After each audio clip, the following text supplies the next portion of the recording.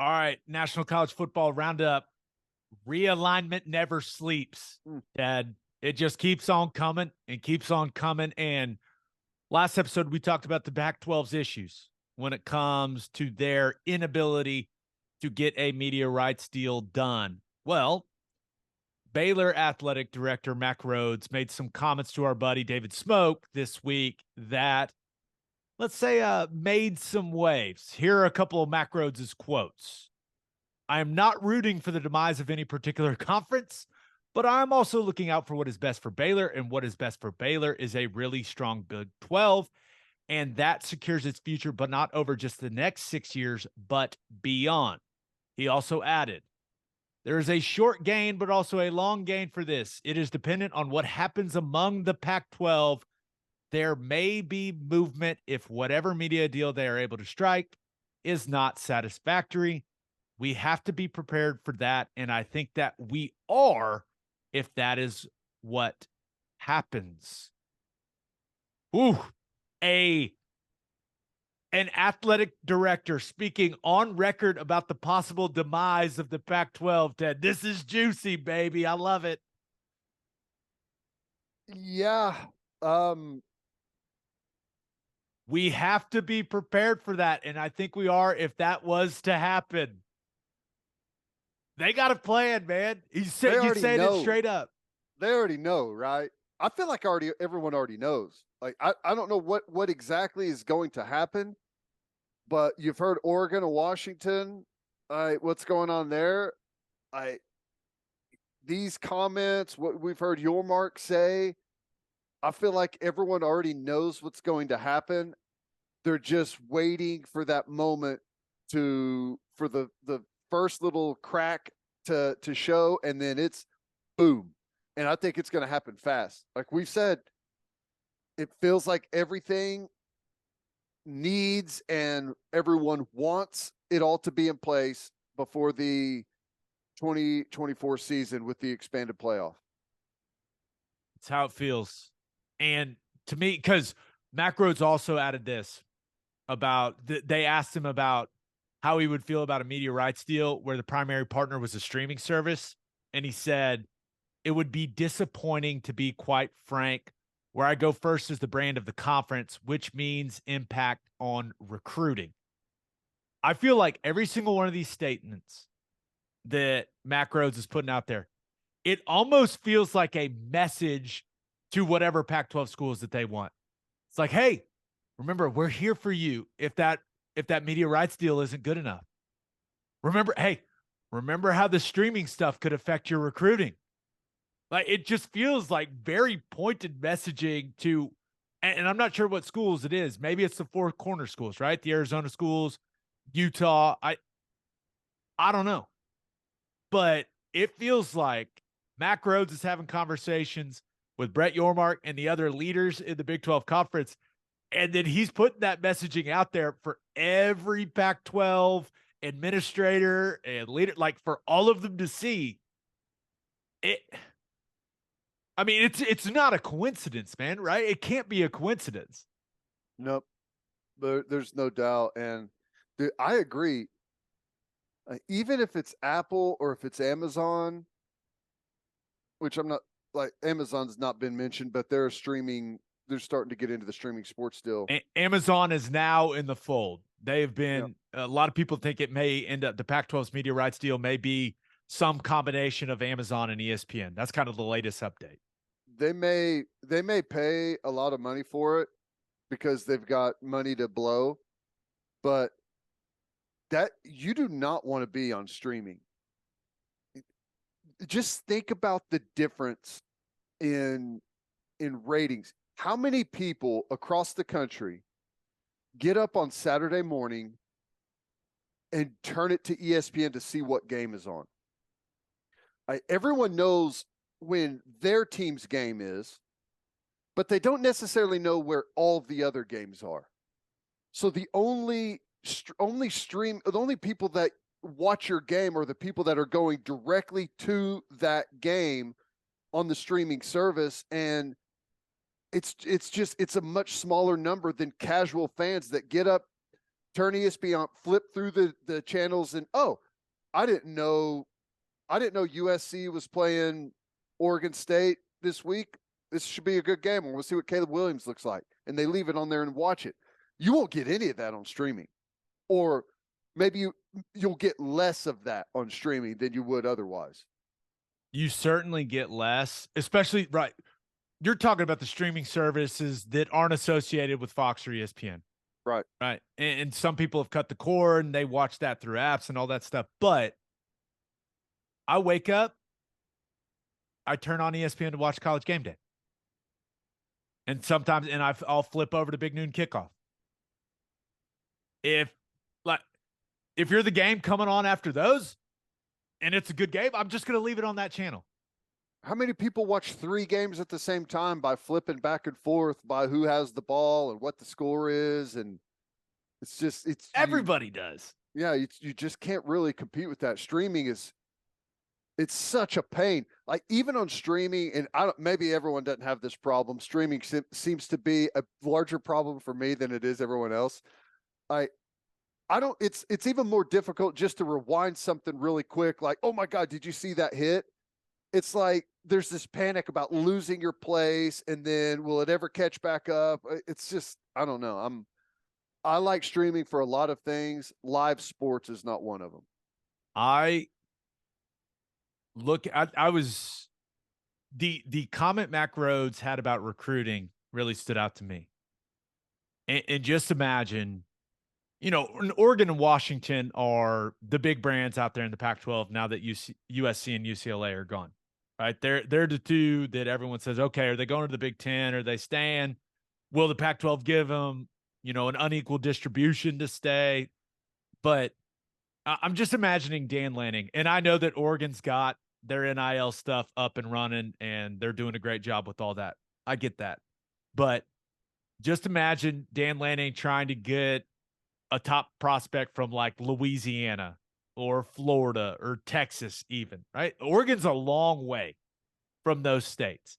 So you sit in those parents' living rooms and you go, hey, come to Oregon. We got this, and this. And then the parents go, well, aren't most of your games on Apple TV Plus? Do we get a free login to watch our son? Like, is that something you provide, or do I have to like sign up? Or like, just imagine that conversation and having to navigate that if you're one of these coaching staffs. It sounds like an absolute nightmare. It makes it feel, for lack of a better term, like amateurish. Almost like, wait, your main media partner is not linear cable? Yeah. And maybe the Pac-12 ends up landing a deal that is better than we all think it's going to be, right? Maybe ESPN changes their mind and gives them something. I don't see that happening, but it will have a large effect on their recruiting, because this just in.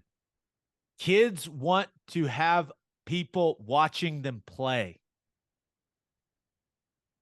And if you don't have a big deal with Fox or ESPN right now in the college football space, not many people are going to watch you play. And that could include your parents if you can't afford making all those trips, right? So the recruiting part of it is, it's really interesting, and it makes me think that some of these brands in the Pac-12 that take this stuff really seriously, like Oregon, are probably looking at all this going, we need to get the hell out of here. Well, imagine trying to negotiate a deal for a group of people where that a portion of the group of people don't want to be there, right? Washington and Oregon, specifically Oregon, we know that Phil Knight was actively trying to get Oregon out, right?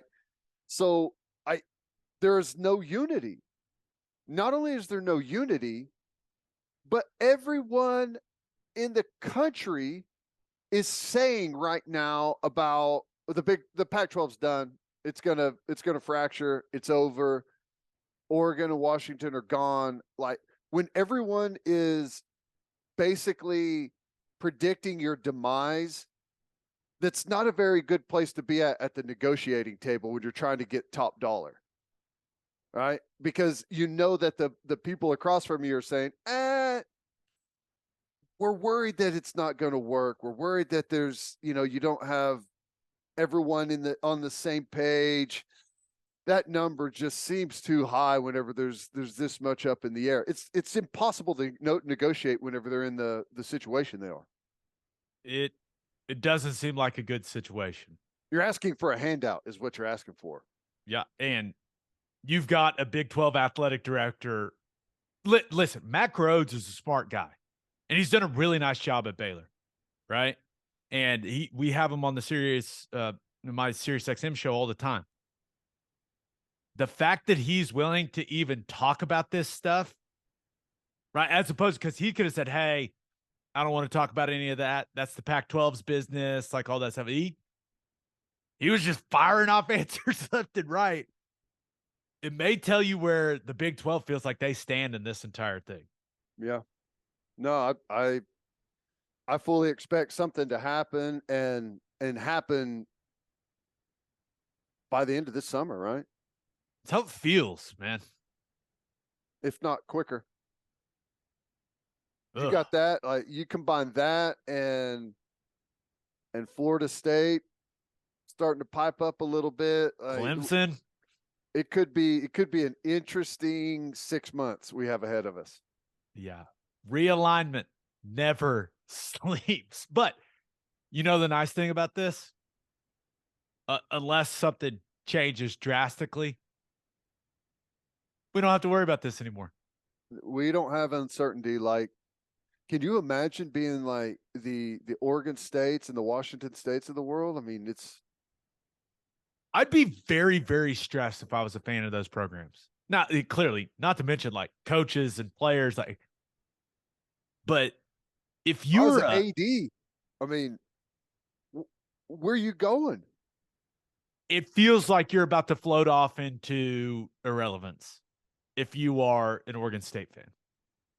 Yeah. That's how it feels right now.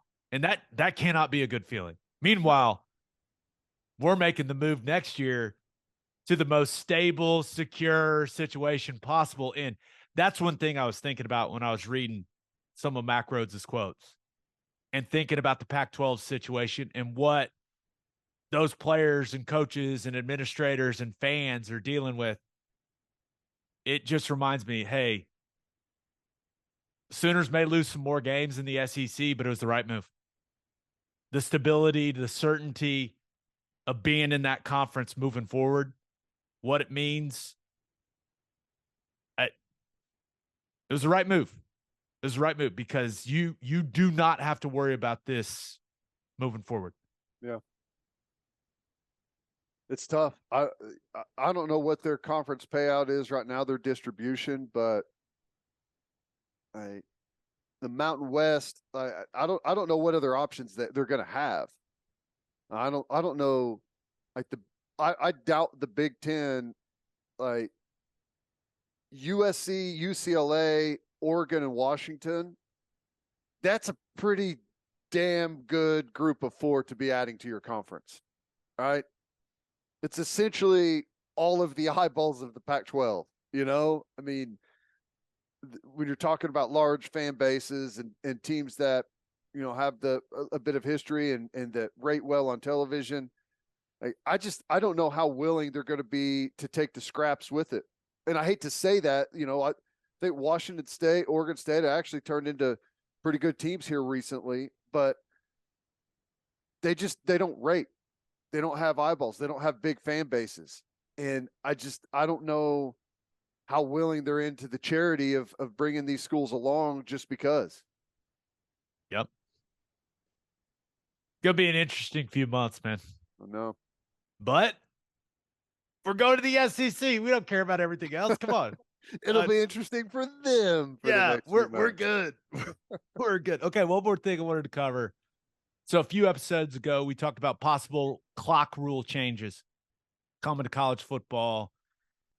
And Ted, it looks like these are going to happen this season. So the NCAA football secretary, rules editor, and officials coordinator. What a damn title. Talked to Heather Dinich and revealed the rules committee and competition committee for college football are meeting jointly this week in Indianapolis, and they're discussing 3 possible rule changes that could be implemented this season. So we're talking 2023. These may happen.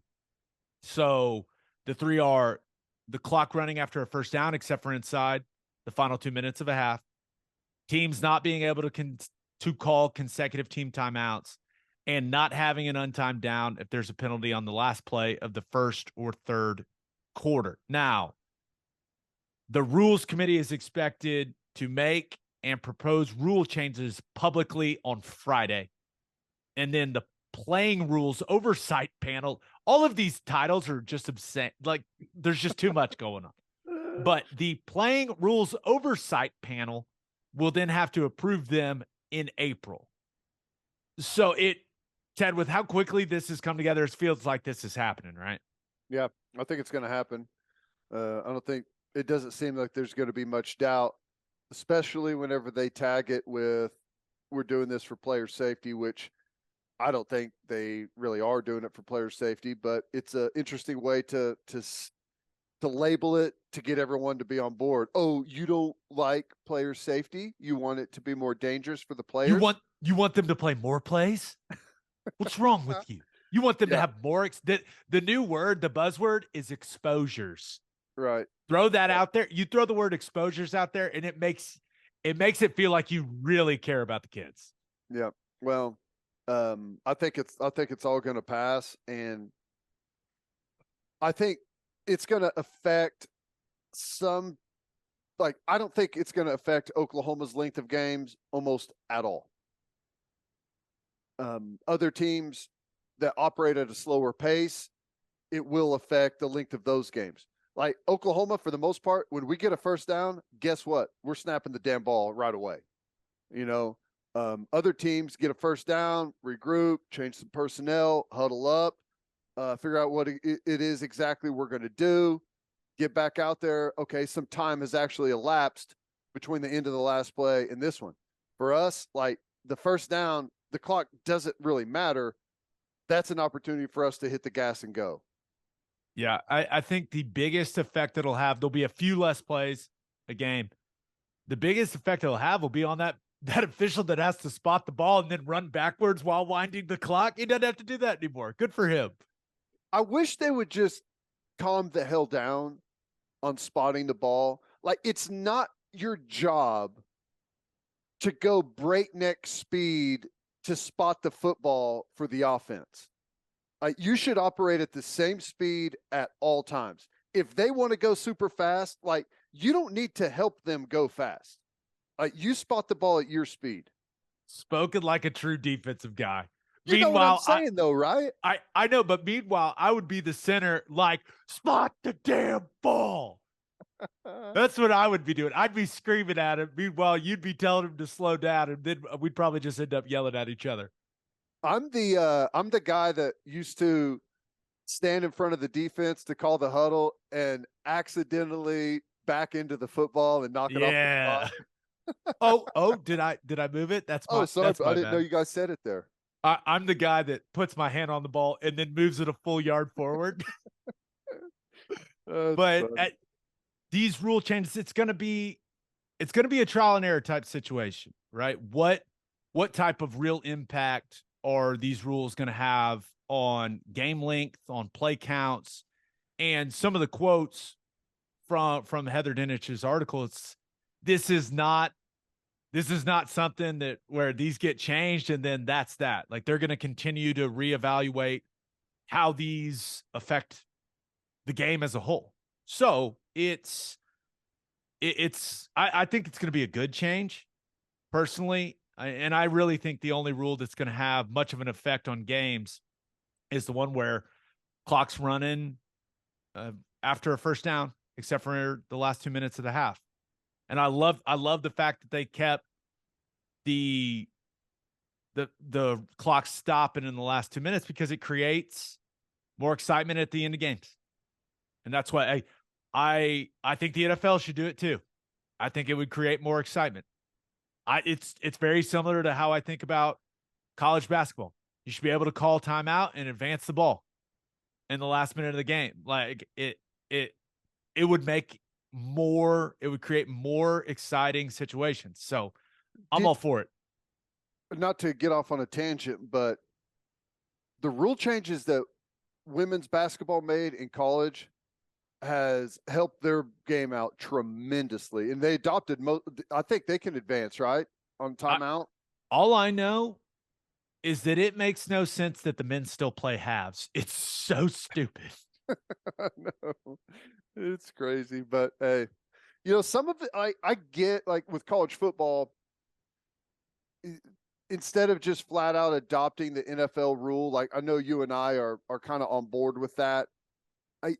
There is like the uniqueness of the clock stopping and being able to, like, you're in a game longer in college than you are in the NFL. And I think that's what people want, right? They want more chance for more drama at the end of a game.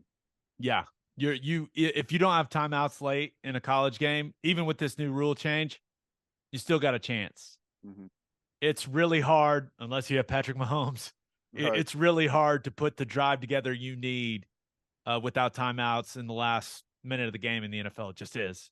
Yeah. But I am curious as to how the rule change with the clock running after first downs, how it's going to change how teams play. Because I could see teams going two complete opposite philosophies. I could see teams trying to go super hyper tempo to rack up the play count, right? And then I could see teams going, you know what? Let's control this whole damn game. Let's run the rock. Let's bleed the clock. And let's win games 14-7. For the ones that can. Yeah. For the ones that can do it. Yeah. Yep. So I feel like Kansas State is going to just be. Thank God we're not going to have to play them anymore moving forward. Thing of beauty. Thing of beauty. I still say proposal must huddle outside of 2, or I would even give it 4 minutes, outside of 4 minutes left in a half. I would not mind that at all. It lets you say a lot more on the broadcast, and we need more of that in our lives. Come on, man. Right. I need the analysis. All right.